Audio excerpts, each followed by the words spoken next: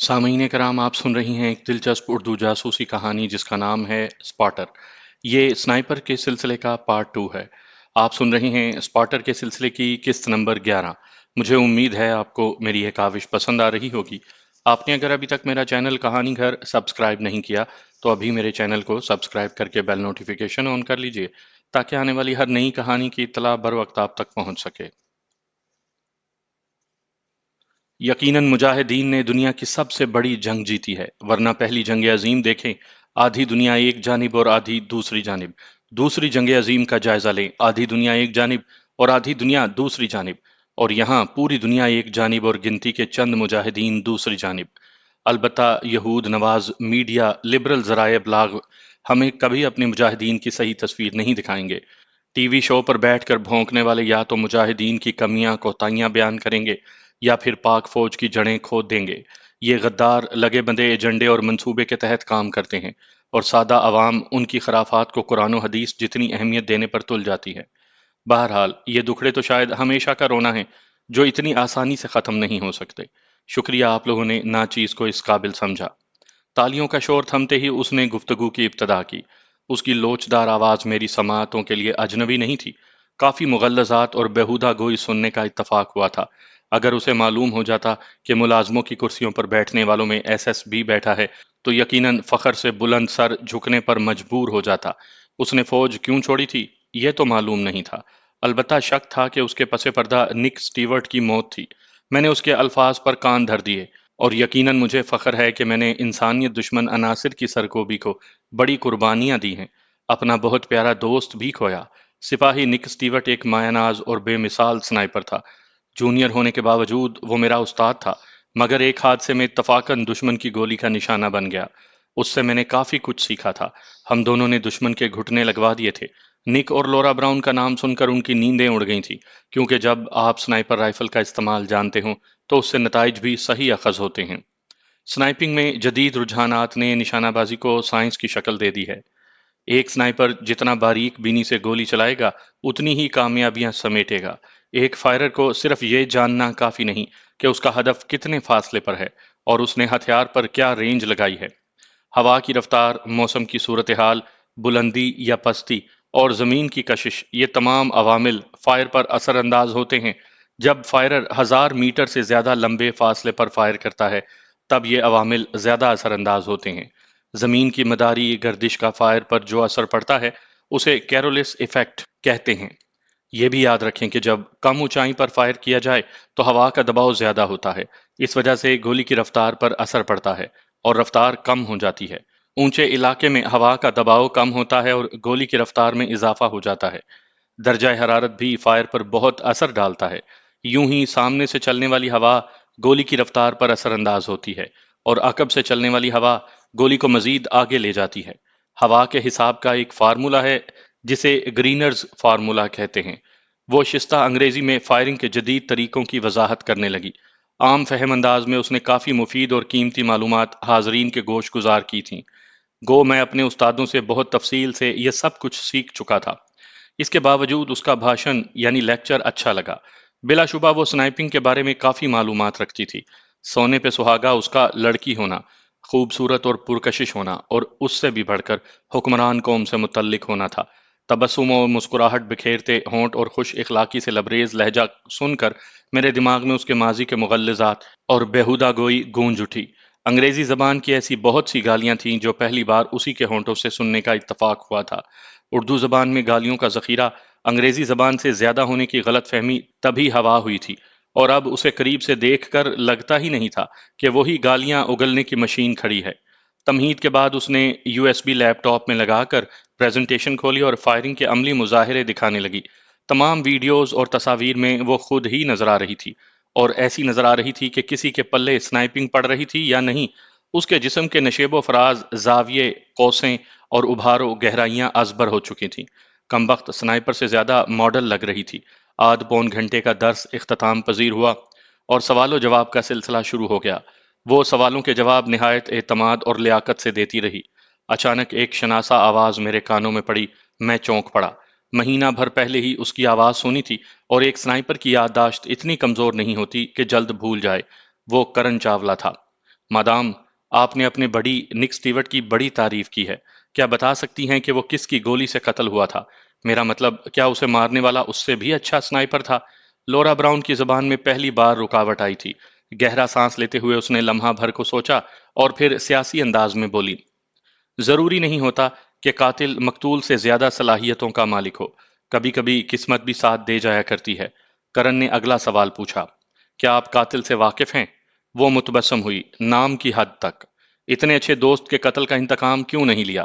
میدان جنگ میں دو ملکوں کی دشمنی چلتی ہے، انفرادی نہیں، اور میدان جنگ کے قتل کا بدلہ شہر میں جا کر لینا یقیناً نامناسب اور بہت بڑی زیادتی کہلائے گا۔ باقی نک کی موت کے بعد مجھے واپس آنا پڑا اور دوبارہ افغان محاذ پر نہ جا سکی کہ نوکری کو خیر بات کہہ دیا تھا۔ کرن چاولہ نے مزید سوال سے گریز کیا تھا، شکریہ مادام، اسے ایس ایس کہتے تھے اور وہ پاکستانی تھا۔ لورا براؤن نے جانے کیا سوچ کر سچ اگل دیا۔ وشال گپتا نے پوچھا، مادام، سب سے اچھی سنائپر رائفل کون سی ہے؟ لورا متبسم ہوئی، جواب تفصیل کا متقاضی ہے، اور میرا اگلا سبق یعنی پریزنٹیشن اسی سے متعلق ہے۔ کسی منچلے کی آواز آئی، مادام، ہم ہمتن گوش ہیں، شروع کریں۔ یقیناً لورا براؤن جیسی استاد کے ہوتے ہوئے بوریت کس کمبخت شاگرد کو ہو سکتی تھی؟ اس کی لوچدار آواز سماعتوں کی تسکین کا سامان کر رہی تھی تو صورت بصارتوں کو رونق بخش رہی تھی۔ یقیناً آپ مجھے ایک ڈرنک کا وقت دیں گے؟ وہ مسکراتے ہوئے سٹیج سے نیچے اتر آئی۔ تب تک ویٹرس نے مختلف مشروبات سے بھری ٹرے اس کے سامنے پکڑ لی تھی۔ سنہری مشروب سے بھرا لمبوترا گلاس اٹھا کر وہ دھریندر شکلا کے پہلو میں بیٹھ گئی۔ کافی دیر سے چھائی خاموشی ہلکی بھن بھناہٹ میں تبدیل ہو گئی تھی۔ ویٹرز کو ایک بار پھر چابی لگ گئی تھی۔ حاضرین پسند کے مشروب سے دل بہلانے لگے، چند ایک ہال کے کونے میں بنے جدید طرز کے غسل خانوں کی طرف بڑھ گئے تھے۔ اس چھت کے نیچے کم از کم میرے دو جانی دشمن موجود تھے۔ اگر لورا براؤن کے دل میں بھی کوئی میل تھا تو دشمنوں کی تعداد 3 گنی جا سکتی تھی۔ البتہ میں صرف دھریندر شکلا کی جان کے در پہ تھا۔ کرن چاولہ اور لورا براؤن سے مجھے کوئی غرض نہیں تھی۔ ہلکی ہلکی چسکیاں لے کر لورا براؤن نے گلاس خالی کیا اور دوبارہ روسٹرم کی طرف بڑھ گئی۔ حاضرین میں زیادہ تر کی نظریں اس کی چست پتلون کی سلائی پر غور کر رہی تھی۔ شاید ڈیزائن زیادہ پسند آیا تھا۔ ان کی پرشوق نگاہیں دیکھ کر میں اندازہ ظاہر کر رہا ہوں، ورنہ کوئی اور وجہ ہونا بھی ممکن ہے۔ لیپ ٹاپ کے کی بورڈ سے چھیڑ خانی کر کے اس نے دوسرا سبق یعنی پریزنٹیشن کھولی۔ ایک معزز صاحب نے سب سے اچھی سنائپر رائفل کے بارے میں دریافت کیا ہے، اور یقیناً فی زمانہ سنائپر رائفلوں میں جو جدت اور بہتری آئی ہے، اس کے بعد ہتھیار بازار ویپن مارکیٹ میں کئی عمدہ قسم کی رائفلیں نظر آ رہی ہیں۔ ہر ہتھیار بنانے والے ملک نے اس کار خیر میں حصہ ضرور ڈالا ہے، جس میں فن لینڈ، کیوبا، آسٹریا، امریکہ، اسرائیل، روس اور برطانیہ وغیرہ سر فہرست ہیں۔ خود آپ کا ملک بھی ودوانسک جیسی عمدہ رائفل تیار کر چکا ہے، لیکن اس میدان میں نمایاں کام امریکہ اور برطانیہ کی کمپنیوں کا ہے۔ اگر میں سنائپر رائفلوں کی اقسام کی بات کروں تو انہیں قطر کے حساب سے 2 قسموں میں بانٹوں گی، یعنی 62.7 mm اور 7.12 mm۔ گو اس کے علاوہ بھی چند قطر یعنی چند کیلیبر استعمال ہوئے ہیں، مگر مذکورہ قطر زیادہ کثرت سے استعمال ہوئے ہیں۔ ان میں 62.7 قطر کی رائفلیں زیادہ قدیم ہیں اور وزن میں ہلکا ہونے کی وجہ سے ان کا استعمال بھی زیادہ ہے، لیکن ایسی رائفلوں کی زیادہ سے زیادہ مار رینج جو ہے وہ 1000 میٹر ہے۔ دوسری قسم بڑے قطر یعنی کیلیبر کے رائفلوں کی ہے، یعنی 7.12 mm قطر کی رائفلیں، جنہیں سنائپر رائفل کے ساتھ اینٹی میٹیریل رائفل بھی گردانا جاتا ہے۔ ان رائفلوں کی مار 2 کلومیٹر تک ہے، یعنی چھوٹے قطر والی سنائپر رائفلوں سے دگنی رینج، مگر ان کی سب سے بڑی خامی زیادہ وزنی ہونا ہے۔ جیسے انڈیا کی ودوانسک سنائپر رائفل ہے، اس کا وزن 25 کلو گرام ہے اور کارگر رینج 1800 میٹر ہے۔ اب 25 کلو گرام وزنی رائفل کو اٹھا کر چلنا کتنا مشکل ہے، اس بارے میں آپ کو اندازہ ہے یا نہیں؟ مجھے خوب پتا ہے۔ پہاڑوں میں جب اپنے وجود کو گھسیٹنا کار دار ہوتا ہے تو ایسی حالت میں اتنی وزنی رائفل کو اٹھانا، اگر ایمونیشن کا وزن شامل کروں، کھانے پینے کا سامان، شب بصری کا ہلکا پھلکا بستر اور سنائپنگ کے دوسرے سامان کا حساب لگاؤں، تو خود سوچیں ایک جوڑی کے پاس کتنا وزن ہو جائے گا؟ کیا وقت پڑنے پر وہ بھاگ سکیں گے؟ اس سوال کا جواب تبھی ہاں میں دیا جا سکتا ہے جب سنائپر کو ہتھیار پھینکنے کی اجازت دی جائے۔ دوسری صورت میں اتنا وزن اٹھا کر چلا نہیں جاتا، کوئی بھاگے گا کیسے؟ یوں ہی دوسرے ممالک کی بنی ہوئی عمدہ رائفلیں بھی گو اتنی وزنی تو نہیں ہیں، مگر 16، 17، 18 کلو گرام کے بقدر تقریباً ہر دور مار یعنی لانگ رینج والے ہتھیار کا وزن ضرور ہوگا۔ عملی زندگی میں قدم رکھنے کے بعد میں نے شدت سے ایک ایسی ہی سنائپر رائفل کی کمی محسوس کی جو وزن میں ہلکی ہو لیکن کارکردگی میں کسی بھی دور مار یعنی لانگ رینج رائفل سے کم نہ ہو۔ سن 2009 میں ہمارے ملک کے بہترین سنائپر کریگ ہیریسن نے 59 بائی 70.8 ملی میٹر LA-115A سے گولی چلا کر 2450 میٹر سے بھی لمبے فاصلے پر دو دہشت گردوں کو نشانہ بنایا تھا۔ رائفل کا وزن قریباً 7 کلو گرام کے بقدر ہے، مگر اس سے ہمیشہ اتنی رینج توقع نہیں کی جا سکتی۔ نہ ہر کوئی کریگ ہیریسن جیسا ماہر سنائپر ہوتا ہے۔ میرا شوق ایسی رائفل متعارف کروانے کا تھا جسے استعمال کر کے ایک عام سنائپر بھی 2 کلومیٹر تک ہدف کو نشانہ بنا سکے، اور یہی تمنا مجھے فوج کی نوکری چھڑا کر ورلڈ ایکوریسی سنائپر کمپنی میں لے گئی۔ گو کمپنی نہیں ہے مگر عملہ ہتھیار سازی کی بہترین کمپنیوں سے اکٹھا کیا ہے۔ جلد ہی آپ لوگ WAS کو بین الاقوامی طور پر ایک بے نظیر اور بے مثال صورت میں نمایاں دیکھیں گے۔ آج میں بڑے فخر سے آپ کے سامنے WAS کی پہلی مصنوع یعنی پہلی پروڈکٹ، مصنوع کی جمع مصنوعات ہے، اس کو پیش کرنے کی سعادت حاصل کر رہی ہوں۔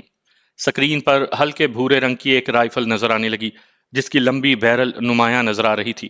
بیک گراؤنڈ میں WAS 65 بائی 79.8 ملی میٹر SR1 کے الفاظ جگمگا رہے تھے۔ اس کی گفتگو جاری رہی۔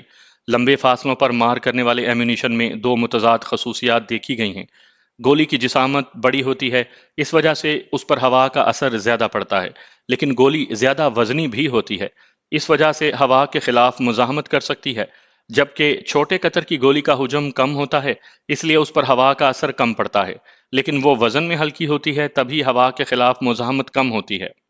اور لمبے فاصلے پر جب گولی کو 3-4 سیکنڈ ہوا میں رہنا پڑے تو گولی کا ہدف سے دور ہونے کا امکان بڑھ جاتا ہے۔ SR1 کی گولی بلٹ، اس میں الجھن کو سلجھانے کی کوشش کی گئی ہے۔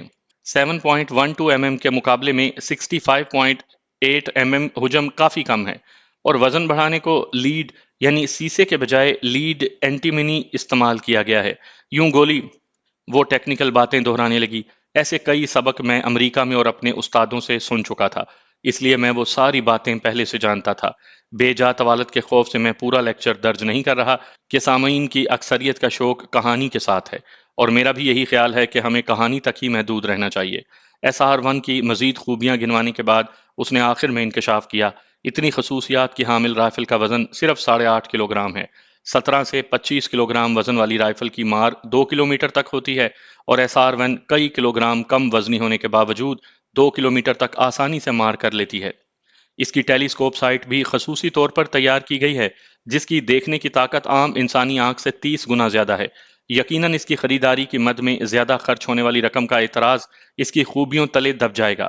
بھاشن کے اختتام پر حاضرین نے تالیاں بجا کر اس کی حوصلہ افزائی کی تھی۔ اگر رائفل میں واقعی وہی خوبیاں موجود تھیں جو اس نے گنوائی تھیں تو یقیناً وہ لاجواب رائفل تھی۔ وہ پیک بھی بہت چھوٹے سے جھولے میں ہو جاتی تھی، کیونکہ رائفل کی لمبی بیرل 2 حصوں میں کھولی جا سکتی تھی۔ عموماً سنائپر رائفلوں کی بیرل میں جوڑ نہیں ہوتا، مگر SR1 اور بہت سے اختلاف کے ساتھ یہ خصوصیت بھی رکھتی تھی۔ اگلے مرحلے میں اعلان ہوا کہ لورا براؤن SR1 سے فائر کا عملی مظاہرہ کرے گی۔ شوٹنگ کلب کی اپنی فائرنگ رینج موجود تھی، جہاں 1500 میٹر تک فائر کیا جا سکتا تھا۔ ہال کی بغل ہی میں اس کا دروازہ تھا۔ حاضرین اس طرف بڑھ گئے۔ ایک چھوٹا سا بیگ لورا براؤن نے کندھے پر لٹکایا ہوا تھا، جو ایک ملازم نما شخص نے بااصرار لینے کی کوشش کی، مگر لورا نے نفی میں سر ہلا دیا۔ دروازے سے نکلتے ہی جدید طرز کی لمبی رینج نظر آئی، جہاں ہر 100 میٹر کے فاصلے پر ہدف لگے تھے، جنہیں فائرنگ اڈوں سے کنٹرول کر کے سیدھا یا دائیں بائیں کیا جا سکتا تھا۔ ایک اڈے پر اکڑو بیٹھ کر لورا نے جھولا کھولا اور مہارت سے رائفل کے پرزے جوڑنے لگی۔ بیرل کو درمیان سے جوڑنے کی چوڑیاں لگی تھیں، اور وہ جگہ باقی بیرل سے دگنی موٹی تھی۔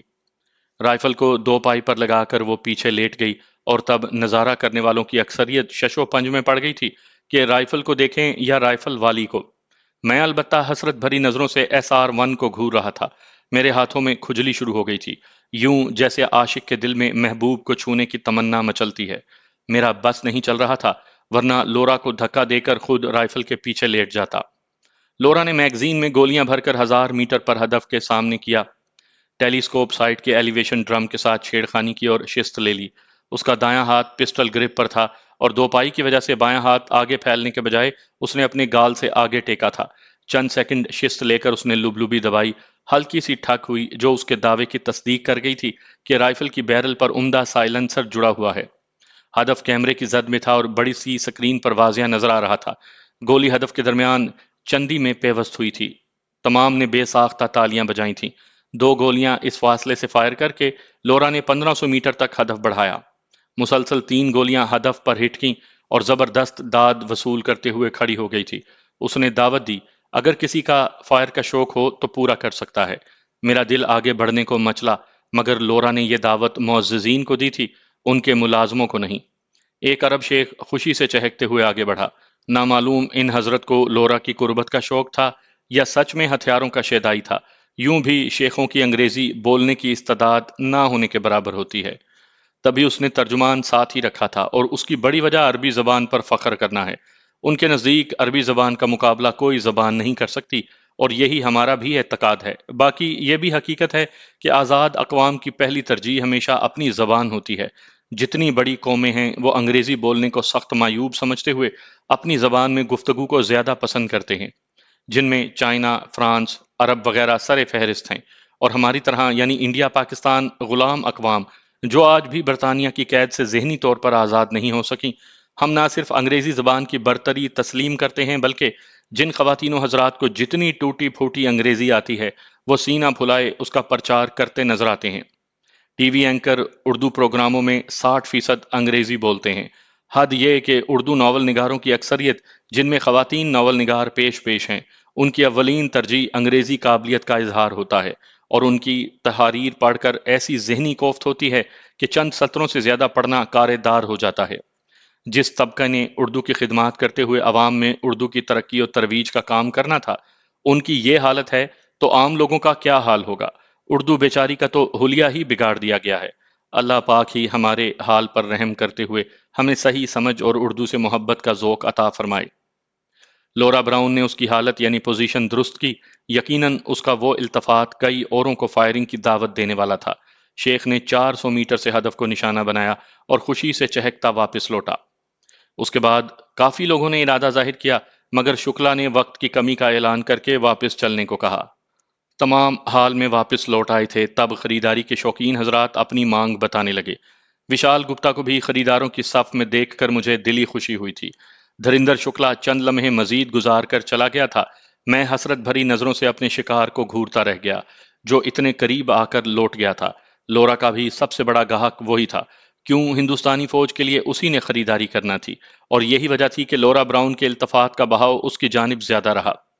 बाकी हजरात जाती शौक की खातिर एक दो राइफलों से ज्यादा खरीदने में दिलचस्पी न लेते, अलबत्ता उनमें असले की तिजारत वाले शायद चंद हथियार खरीद लेते।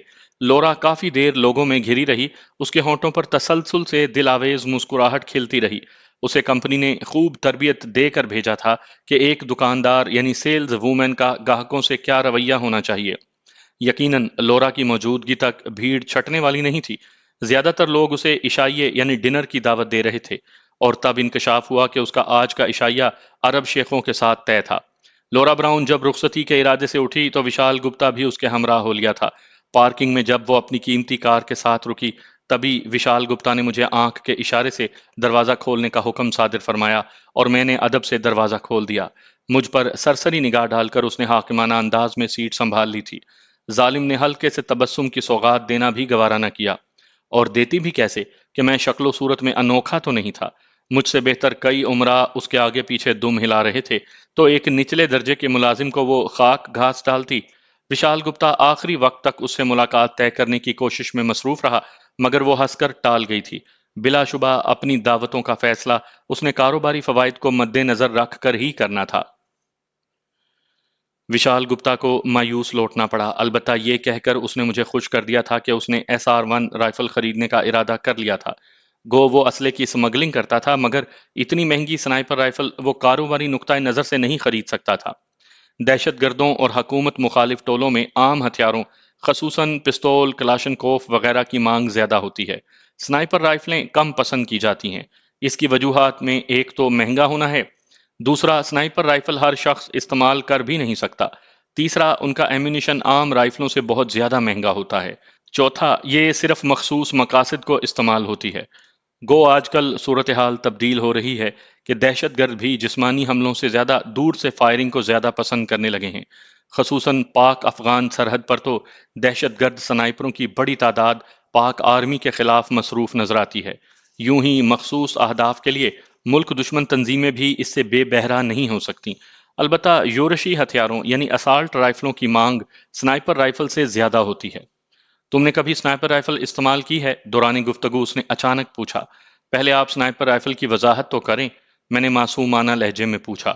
وہ معنی خیز لہجے میں بولا، میرا خیال ہے تم بھاشن سننے کے بجائے گوری کے خد و خال میں گم تھے۔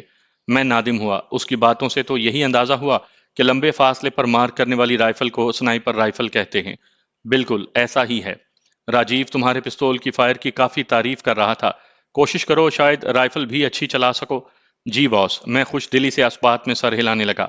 اب اسے کیا بتاتا کہ حضور، سنائپر رائفلیں مجھے اتنی ہی عزیز ہیں جتنی پلوشے پیاری ہے، مگر وہ کمبخت نہ تو میرا مزاج آشنا تھا اور نہ پلوشے سے واقف تھا کہ دشمن جاں کیا بلا ہے۔ اس نے فراخ دلی سے ارادہ ظاہر کیا، موقع ملا تو تمہیں سکھاؤں گا۔ میں نے حقیقی خوشی کا اظہار کیا تھا، اور سچ تو یہ ہے کہ انسان کو اپنے مشغلے کے بنا زندہ رہنا دشوار لگتا ہے۔ سنائپر رائفل سے جدائی کو کئی ہفتے گزر گئے تھے، اور صرف پلوشہ کی موجودگی ہی میں سنائپر رائفل سے دوری برداشت کی جا سکتی تھی۔ اگلے دن سپہر کو گھر لوٹتے وقت وشال نے شام کی دعوت کا بتا دیا تھا۔ ٹھیک ہے باس، میں نے خوش دلی سے سر ہلا دیا۔ ٹھکانے پر پہنچ کر میں نے اسے اندرونی عمارت کے سامنے اتارا اور کار کو گیراج میں کھڑا کرنے لے گیا۔ باقی محافظ اپنی جیپ کو براہ راست گیراج میں لے آئے تھے۔ کار کو قفل کر کے میں ان کے پیچھے کمرے کی طرف بڑھ گیا۔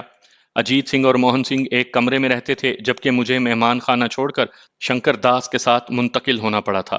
چوڑی راہداری میں داخل ہوتے وقت شنکر داس آواز بلند بولا تھا، ویسے کیا لگتا ہے باس پر کبھی برا وقت آیا تو کوئی چڑی مار اس کی خاطر خواہ حفاظت کر سکے گا؟ اجیت سنگھ اور موہن سنگھ نے زوردار کہا بلند کر کے گویا مجھے سلگانے کی کوشش کی تھی۔ میں نے کبھی ایسی باتوں پر کان نہیں دھرے تھے، لیکن کچھ لوگ ڈنڈے کے مرید ہوتے ہیں، انہیں صرف طاقت کی زبان ہی سمجھ آتی ہے۔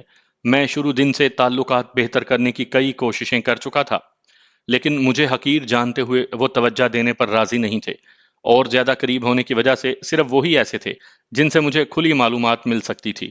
مستریوں سے سنا ہے کہ پہلے سے ہوئے پلستر پر نیا پلستر کرنے سے پہلے ضروری ہوتا ہے کہ پرانے پلستر کو کھرچا جائے، اور مجھے بھی ان کی بے نیازی و حکارت پر دوستی و تعلق کا اثر جمانا تھا، اور یہ تبھی ممکن تھا کہ اپنے بارے میں ان کی غلط فہمی دور کر دوں۔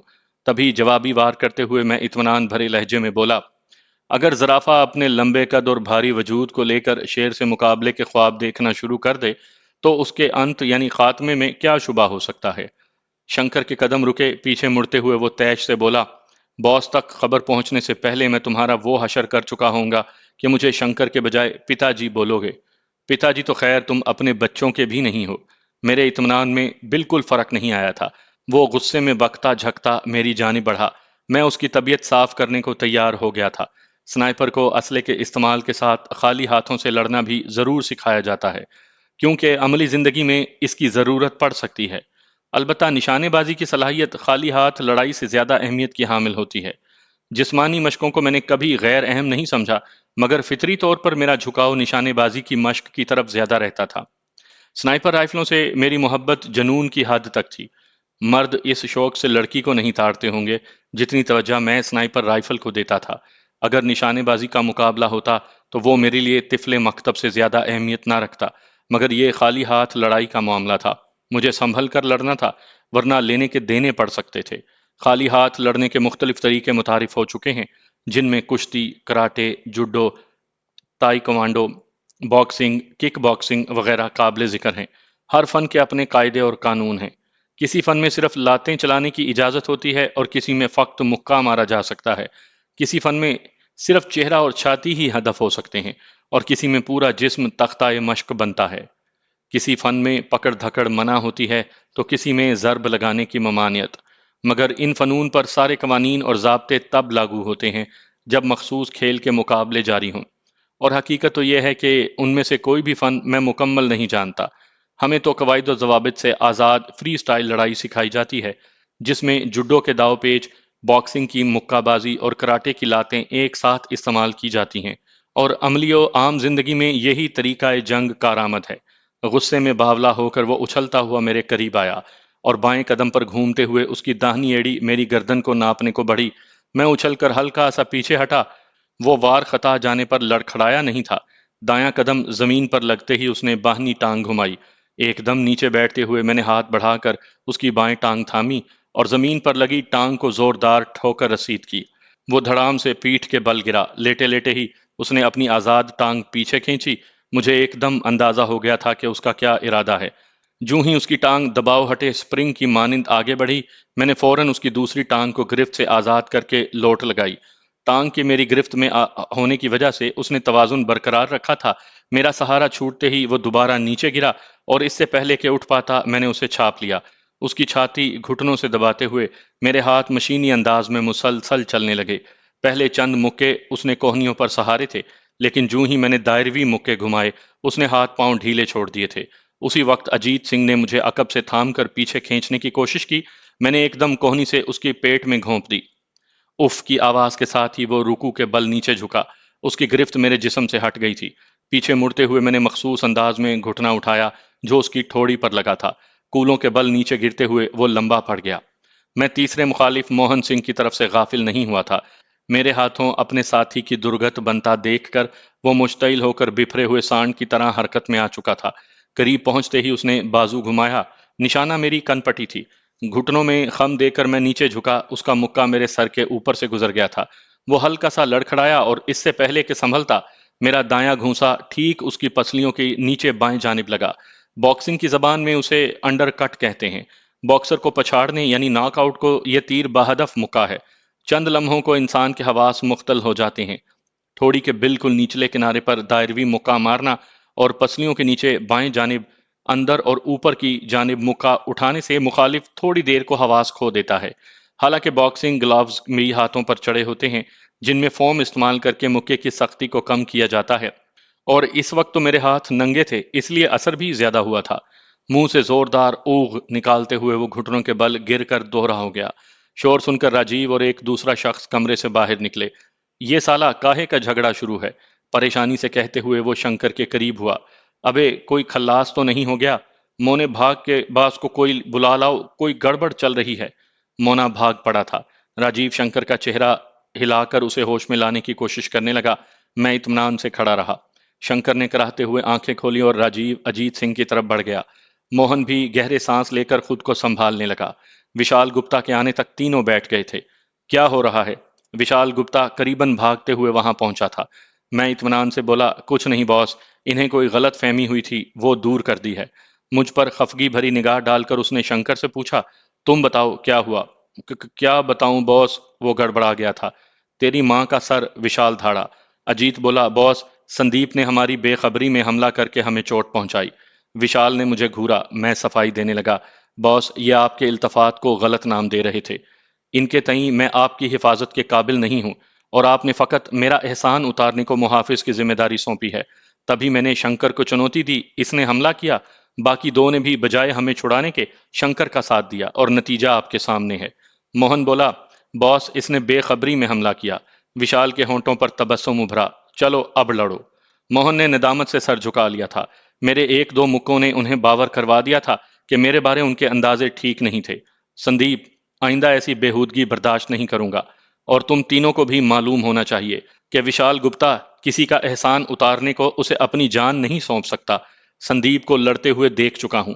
اس میدان میں نیا ہے لیکن لڑنے کا فن جانتا ہے، مخلص ہے اور احسان فراموش نہیں، تبھی اس ذمہ داری کا اہل سمجھا ہے۔ کسی کو اعتراض ہے تو مجھ سے بات کرے، اب دفع ہو جاؤ اپنے کمروں میں۔ وہ واپس مڑ گیا۔ راجیو موہن سنگھ کو سہارا دے کر اٹھانے لگا۔ میں نے قدم بڑھا کر شنکر کی طرف ہاتھ لمبا کیا۔ مجھے کڑے تیوروں سے گھورتے ہوئے اس نے میرا ہاتھ دور دھکیلا۔ میں معذرت خواہانہ لہجے میں بولا، شمع کر دو یار، بھائیوں میں ایسی لڑائیاں تو چلتی رہتی ہیں، آج میرا تکا لگ گیا، کل آپ میری پٹائی کر دیں گے، ایک ساتھ رہتے ہوئے یہ تو چلتا رہے گا۔ ایک دم اس کا موڈ تبدیل ہوا۔ ہلکی مسکراہٹ ہونٹوں پر لاتے ہوئے اس نے میرا ہاتھ تھاما اور کھڑا ہو گیا۔ میں نے فوراً اسے گلے سے لگایا اور پھر اجیت کی طرف مڑ کر بازو پھیلا دیے۔ لڑائی کی ابتدا شنکر اور میرے درمیان ہوئی تھی۔ ہمیں راضی با رضا دیکھ کر ان دونوں نے خفگی ختم کر دی تھی۔ سکھ ویسے بھی یار باش قوم ہیں، دماغ سے زیادہ دل کی سنتے ہیں۔ یقیناً کسی پر اپنی برتری ثابت کر کے عاجزی اور ندامت کا اظہار کرنے پر خاطر خواہ نتائج برآمد ہوتے ہیں۔ اب ان کے دلوں میں میری دھاک بیٹھ گئی تھی۔ پہلے مجھے کمتر سمجھ کر وہ کسی خاطر میں نہیں لاتے تھے، اور اب ایک ساتھ تینوں کی ٹھکائی کر کے میں نے ثابت کر دیا تھا کہ ان کی جسامت اور لمبے قد میرے نزدیک کسی اہمیت کے حامل نہیں تھے۔ تبھی انہوں نے خوش دلی سے سب کچھ بھلا دیا تھا۔ کمرے میں پہنچ کر میں نے شنکر سے پھر معافی مانگی تھی۔ آپ بڑے بھائی ہیں اور غلطی میری تھی، مجھے یوں مشتعل نہیں ہونا چاہیے تھا۔ کوئی بات نہیں یار، شنکر نے خوش دلی سے میری پیٹھ تھپکی۔ مجھے تو بس باس کی فکر تھی کہ جس کا دیا کھاتے ہیں، کہیں ایسا نہ ہو وقت آنے پر خدمت کا حق ادا نہ کر سکیں۔ اب تمہاری لڑنے کی صلاحیت دیکھ کر مجھے فکر نہیں رہی۔ میں مزاحیہ انداز میں بولا، بس تکا ہی لگ گیا تھا، اگر آپ کا بھاری گھونسا میری کنپٹی پر لگ گیا ہوتا تو شاید کل تک ہوش نہ آتا۔ شنکر کھلکھلا کر ہنسا۔ لڑائی بھڑائی میں تو بس داؤ چلنے کی بات ہوتی ہے۔ صحیح کہا بھائی، میں نے تائید میں سر ہلا دیا تھا۔ اب اتنا بچہ تو وہ بھی نہیں تھا کہ اسے معلوم نہ ہوتا کہ تکا کسی ایک شخص کے خلاف تو لگ سکتا ہے، ایک ساتھ تین افراد پر اتفاقی داؤ کیسے چل سکتا ہے۔ لیکن ایسا باور کروا کے میں کیے کرائے پر پانی نہیں پھیر سکتا تھا۔ اس نے موضوع تبدیل کیا۔ آج تو کافی دیر لگا دی، کوئی خاص پروگرام تھا شاید؟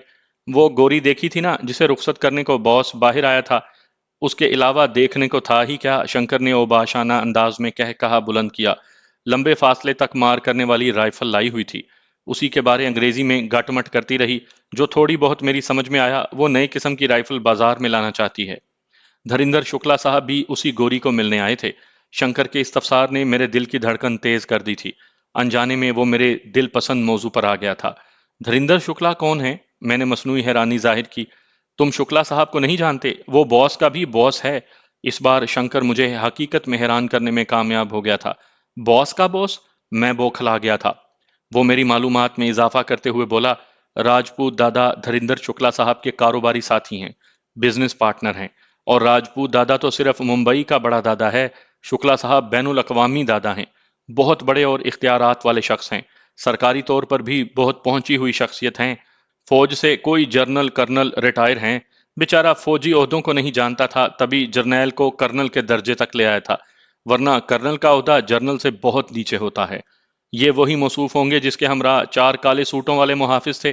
باقیوں سے اسلحہ جمع کر لیا گیا تھا لیکن اس کے محافظوں کے پاس گنیں موجود تھیں۔ بالکل وہی، شنکر نے اس بات میں سر ہلا دیا۔ میں نے اپنی سادگی ظاہر کی۔ میں نے تو کوئی عام کاروباری شخص سمجھا تھا۔ شنکر نے میری بے وقوفی پر کہا بلند کیا، اپنی خوش قسمتی سمجھو کہ اسے قریب سے دیکھنے کا موقع مل گیا، اور یہ بھی باس کی وجہ سے تھا، ورنہ ہم جیسے اسے دور سے بھی نہیں دیکھ سکتے۔ صحیح کہہ رہے ہو بھیا۔ اس کی ہاں میں ہاں ملاتے ہوئے میں دھریندر شکلا کے بارے مزید کریدنے لگا۔ شنکر علمیت جھاڑنے کے چکر اور مجھے متاثر کرنے کے شوق میں میری معلومات میں کافی اضافہ کرتا رہا۔ بھولے پن اور انجان بننے کا ناٹک کر کے میں نے اس سے کافی کچھ اگلوا لیا تھا۔ یوں کہ دھریندر شکلا کی ذات کے متعلق میرا شوق ظاہر ہونے کے بجائے فطری تجسس لگے۔ شنکر اس کی ممبئی میں بنی محل نما کوٹھی کو دیکھ چکا تھا۔ اس کی بیویوں اور اولاد وغیرہ کے بارے استفسار پر کوئی خاص سراغ ہاتھ نہیں آیا تھا۔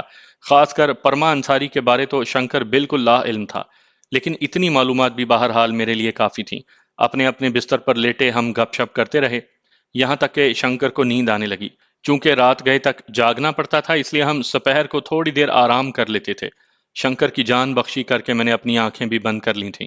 اٹھ کر غسل کر کے تازہ دم ہوئے اور کھانا کھا لیا کہ وشال گپتا کسی بھی وقت بلا سکتا تھا۔ کھانے کے بعد ہم گپ شپ کرنے لگے۔ موہن سنگھ اور راجیت سنگھ کا رویہ بھی بدلا ہوا تھا۔ پھر شنکر کے مشورے پر ہم تاش کھیلنے لگے۔ یہ ایسا کھیل ہے جو مجھے کبھی کھیلنے کا اتفاق نہیں ہوا تھا، لیکن ان کے ساتھ قدم ملانے کو مجھے سیکھنا پڑ گیا تھا۔ البتہ معدے کی خرابی کا بتا کر میں نے شراب پینے سے معذرت کر لی تھی، ورنہ وہ تینوں بے تحاشا پینے والے تھے۔ اندھیرا گہرا ہوتے ہی وشال کا بلاوا آ گیا تھا۔ ہم باہر نکل آئے۔ تھوڑی دیر بعد وہ تینوں جیپ میں اور میں باس کے ہمراہ کار میں بیٹھ کر ٹھکانے سے نکل آئے تھے۔ مجھے جانے کی سمت کا بتا کر وشال گپتا نرم لہجے میں نصیحت کرنے لگا، تم اکیلے ہو اور وہ 3 ہیں، تمہیں جھگڑا مول لینے میں احتیاط برتنا چاہیے تھی۔ دشمنی میں لوگ بہت کچھ کر جاتے ہیں، خاص کر اس وقت جب اتنی قربت ہو۔ کوشش کر کے صلح کر لو، یہ نہ ہو وہ میری لا علمی میں تمہیں نقصان پہنچا دیں۔ جی باس، میں نے سعادت مندی ظاہر کی۔ تینوں سے معافی مانگ لی ہے اور اب ہمارے تعلقات کافی بہتر ہیں۔ تھوڑی دیر پہلے میں ان سے تاش بھی سیکھتا رہا ہوں، بلکہ 200 روپے ہارنے پڑے کہ یہ کھیل میرے لیے نیا ہے۔ وشال نے معنی خیز انداز میں کہا، سمجھدار ہو، آگے تک جاؤ گے۔ آپ کی آشیرواد چاہیے باس، بھگوان کی کرپا سے اتنی جلدی مار نہیں کھاؤں گا، کم عمری ہی سے ٹھوکریں کھا رہا ہوں، زندہ رہنے کا ڈھنگ سیکھ لیا ہے۔ اس نے مطمئن انداز میں سر ہلا دیا تھا۔ ہم گھنٹے بھر بعد ایک عالی شان کوٹھی کے دروازے پر پہنچے۔ کوٹھی کیا، پورا محل تھا۔ نہ جانے کیوں مجھے لگا کہ وہ دھریندر شکلا کی کوٹھی ہے، لیکن میں نے وشال گپتا سے پوچھنے کی کوشش نہ کی کہ یہ مناسب نہیں تھا۔ اگر واقعی وہ شکلا کی رہائش گاہ تھی تو تھوڑی دیر بعد حقیقت سامنے آ جانا تھی۔ دعوت کا اہتمام کوٹھی کے سبزہ زار میں کیا گیا تھا۔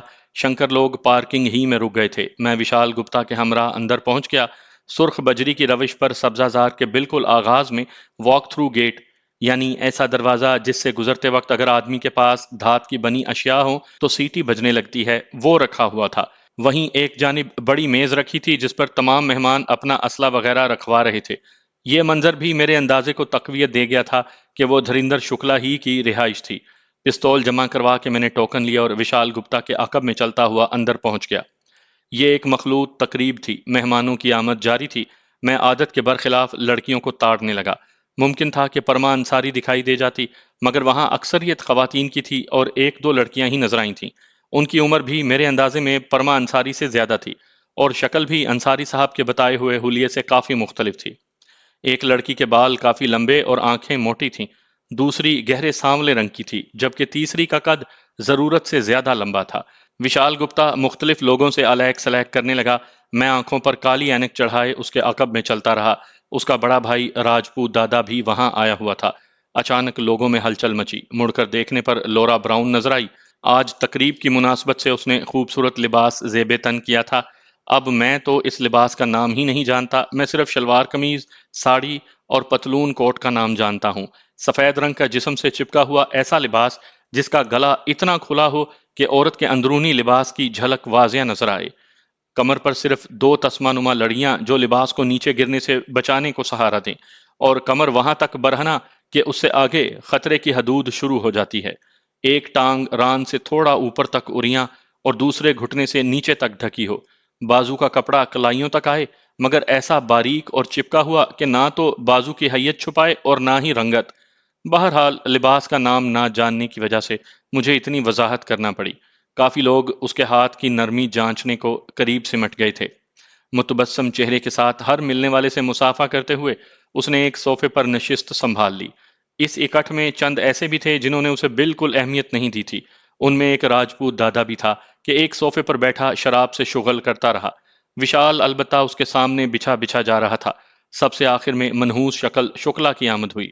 اس کے پہلو میں چلنے والی لڑکی کو دیکھ کر میرا دل زور سے دھڑکا۔